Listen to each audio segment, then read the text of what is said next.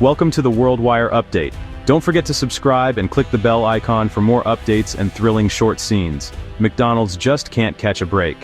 Once the undisputed king of fast food, the company now finds itself at the center of a global economic storm. After reporting its biggest U.S. sales drop in 5 years, a bigger crisis erupted overseas.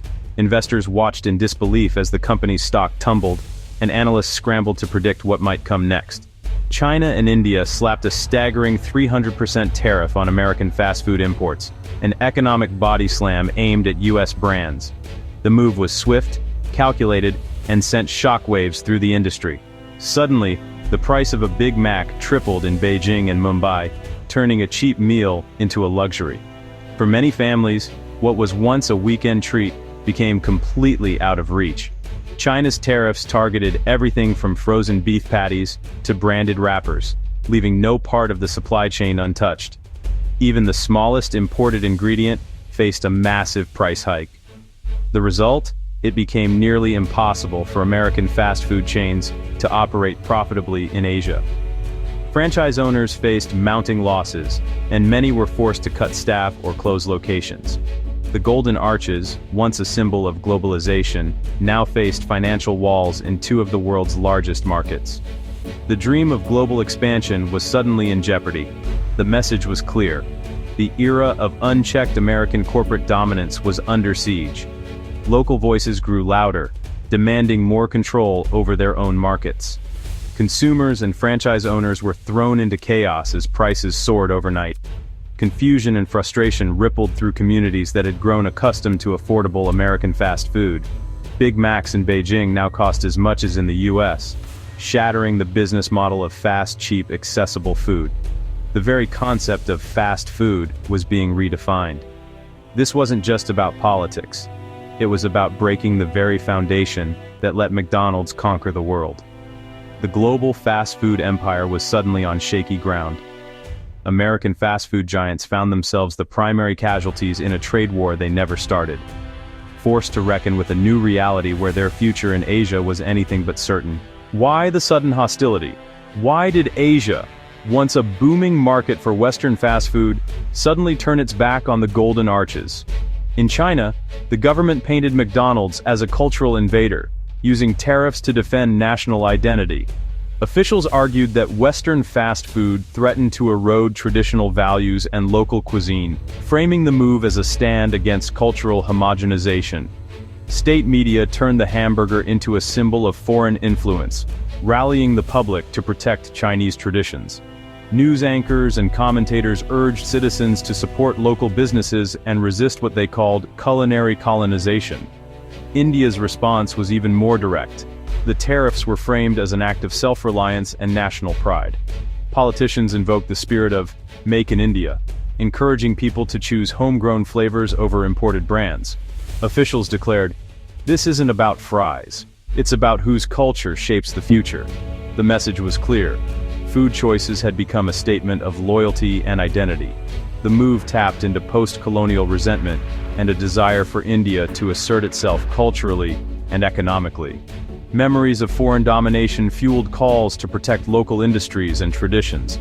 The backdrop: just weeks earlier, the US had imposed a 50% tariff on Indian goods, citing India's oil trade with Russia. This tit-for-tat escalation set the stage for a broader confrontation. India's 300% fast food tariff was a visible, targeted retaliation. It sent a message not just to the US, but to the world. India would not be pushed around. For both countries, this was about more than economics. It was a battle for cultural and economic independence. Everyday choices, like where to eat, became loaded with political meaning. Eating at McDonald's in Beijing or Mumbai became a political act, a quiet statement about globalization, identity, and resistance.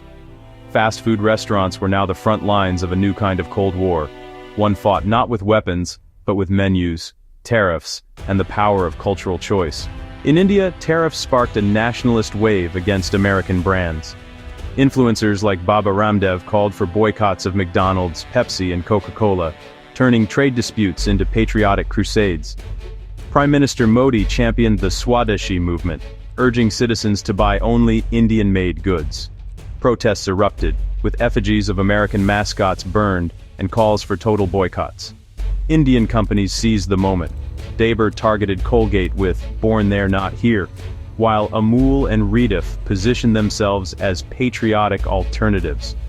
The stakes were huge. PepsiCo's billion-dollar Indian business and Colgate's 43% market share were suddenly at risk. For McDonald's, franchisees like Westlife Foodworld faced an existential crisis. This was no minor sales dip. It was a full-scale market rejection fueled by politics and pride. The Asian tariff shock hit Wall Street hard, sending ripples of anxiety through the heart of global finance. Overnight, what seemed like a distant policy dispute became a full-blown crisis for American investors and companies. McDonald's stock plunged 15% in a single day, as investors panicked over both U.S. sales declines and the escalating international crisis. The Golden Arches, once a symbol of unstoppable growth, now reflected the market's deep uncertainty. The Dow dropped to nearly 500 points, exposing the fragility of globalization and the interconnectedness of markets. Suddenly, the risks of relying on international growth were impossible to ignore. If icons like McDonald's and PepsiCo could be targeted, what American brand was safe? The shockwaves reached every corner of the corporate world, sparking fears of a domino effect.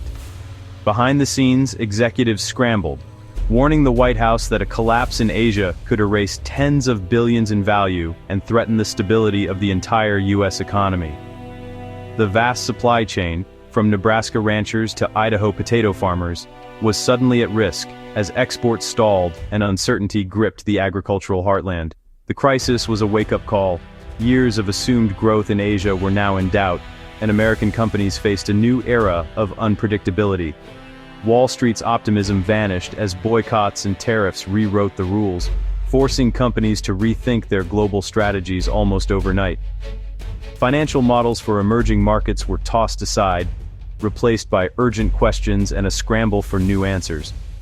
The McPanic signaled a fundamental shift in the global economic game, reminding everyone that even the most familiar brands are not immune to the shocks of a changing world. The U.S. government's response was swift and combative. President Trump condemned the tariffs as an attack on the American way of life, framing the conflict as a cultural war. Plans leaked for massive 200% counter tariffs on Chinese goods, from steel to electronics. Suddenly, Americans faced the prospect of skyrocketing prices on everyday items. Economists warned of inflation and a consumer spending slowdown. The trade war, sparked by fast food, now threatened every American household. By making the Big Mac a symbol of national honor, the administration locked both sides into a dangerous standoff. The stage was set for a prolonged, damaging trade war, with ordinary Americans caught in the crossfire. The trade war's shockwaves spread worldwide. The BRICS bloc, Brazil, Russia, India, China, South Africa, moved to coordinate restrictions against U.S. brands, challenging American economic dominance. Europe watched anxiously, fearing global inflation and market instability, but remained paralyzed between U.S. and Chinese interests.